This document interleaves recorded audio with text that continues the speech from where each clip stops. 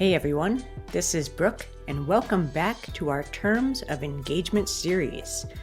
As a reminder, in this series, we're walking through outreach stages where we deepen the connection and engagement with the audience as they continue along their journey of change. In the previous posts, we covered Chapter 1 on extending an invitation to join our efforts, and then Chapter 2 on engaging the audience in a deeper conversation. This third chapter focuses on supporting the audience in taking action, and titled Chapter 3, The Ask. It's the moment you've been waiting for. Let's get the audience doing things. Woohoo! The previous stages have led us to this moment. Chapter 1 caught their attention and invited the audience in to join us. Chapter 2 got them excited about the work we're doing and how they can get involved. Now we help the audience take that first step. In the ADA model, which these steps are loosely based upon, this stage would actually be a combination of the desire and action steps. We increased much of the desire during the previous conversation stage, which can now lead the audience into taking action where we are now. But first, we have to close the intention-action gap.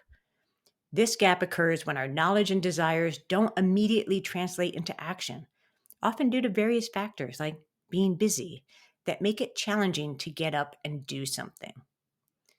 This gap represents a common pitfall for conservation and sustainability projects. We complete the first two stages of engagement and then believe, or more accurately, hope, our audiences will take it upon themselves to make a change or take action. A clear and specific call to action that guides the audience in the right direction will help them leap from, I want to do this, to, I am doing this. But it needs to be more than a clear call to action. Clarity is critical, and you likely hear me say that all the dang time. But it also isn't enough. The ask stage should include guidance, support, and ongoing motivation to help the audience get started on their journey of change. Doing this requires an empathetic understanding of the barriers and deterrents preventing action. It also requires us to play more of a guide and coach role in the journey of change.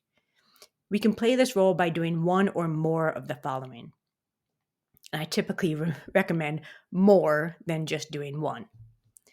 First, remove the friction. The experience of starting something new should be as seamless as possible for the audience. Since many people will feel outside of their comfort zone, they may give up if they encounter hiccups or issues early on in the process. We should reduce uncertainty. Map out the details and the steps the audience can follow to get started. Don't place the burden on the audience to figure it all out on their own. We should make the action socially safe to do. Showcase the number of people who have already or are currently taking action so the audience doesn't feel alone. Featuring quotes and images of other audience members taking action helps here too. Overcome forgetfulness.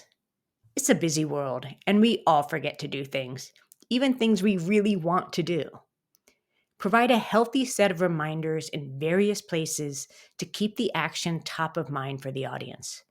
Reminders and repetitions also increase the mere exposure effect, reducing uncertainty and discomfort around the change. And I've previously written a series on biases, which included the mere exposure effect. The written version of this post has a link to read that if you're interested. We should reinforce the benefits. So even though we're focused on what the audience should do in this stage, we should still include why it's worth their time and effort. It's an opportunity to reinforce how the audience benefits personally from taking action and how their individual actions add up to making a bigger impact. Support and guidance draw more people in because they feel we are on their side, that we understand the struggle and want to help. Now, your audience at this stage of the engagement process likely looks smaller than when we started out with the invitation stage. While it's a bummer to see, it's also quite natural. In fact, some depictions of the ADA model resemble a funnel. similar to the marketing funnel or the sales funnel, if you're familiar with those.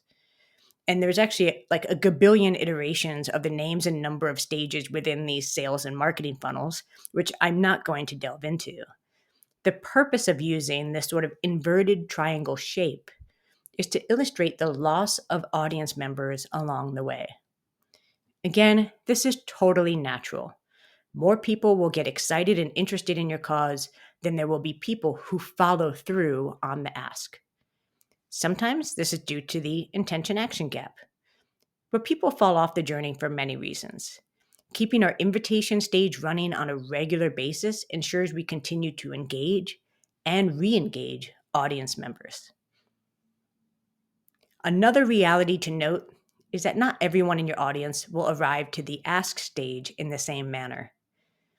Those who are immediately enthusiastic about your cause may jump right from invitation to the ask, skipping the conversation stage altogether. This group might circle back to the conversation stage even later on to kind of validate their actions, or they'll just keep moving forward once they hit the ask stage. Other audience members may take a more conscientious approach by spending a good bit of time in the conversation stage before moving on to the ask. Since your audience will take different paths towards action along different timelines, keeping your outreach efforts running for each stage of the engagement process is essential. This way, you can always meet an audience member wherever they are on the journey. Well, even though we're at the ask stage, we're not done yet. Chapter 4 is coming up next, and it's titled The Reward. Stay tuned, and I hope you've enjoyed this, and please reach out if you have any questions about engaging your audience along these stages in this journey. Take care. Bye.